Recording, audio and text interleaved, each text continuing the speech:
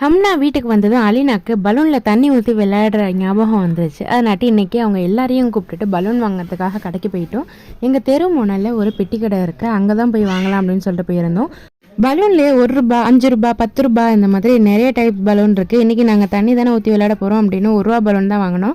அங்கேயே quality test எல்லாம் பண்ணி பார்த்துட்டு தான் வாங்கினோம். பக்கத்தில் பார்த்தா ஒரு வீட்டில் தொட்டாசினிங்கி செடி இருந்துச்சு. ரொம்ப நாள் ஆச்சு இந்த செடியெல்லாம் பார்த்து, எங்கேயுமே இப்போல்லாம் கிடைக்கிறதில்ல அப்படிங்கிறதால எல்லா இலையும் தொட்டு தூங்க வச்சுட்டு வந்துட்டோம். அலினாக்கு, ஹம்னாக்கு, ஹஸ்னாக்கு எல்லார்ட்டையும் காமிச்சு விளையாட வச்சுட்டு நின்றுட்டு இருந்தோம். கொஞ்சம் தூரம் தானேன்னு வெயிலில் போயிட்டு வர்றதுக்குள்ளே மண்டையை பொழந்துருச்சு. வெயில் செம்ம ஹீட்டு. வீட்டுக்கு வந்ததும் பிள்ளைங்களுக்கெல்லாம் ட்ரெஸ் சேஞ்ச் பண்ணி விட்டுட்டு தண்ணியில் விளையாட விட்டாச்சு. செம்ம ஹாப்பியாக விளையாண்டுட்டு இருந்தாங்க. எத்தனை ரூபா? 10 ரூபா. அலினாட பலூன் வாங்க, எத்தனை ரூபான்னு கேட்டு வாங்க.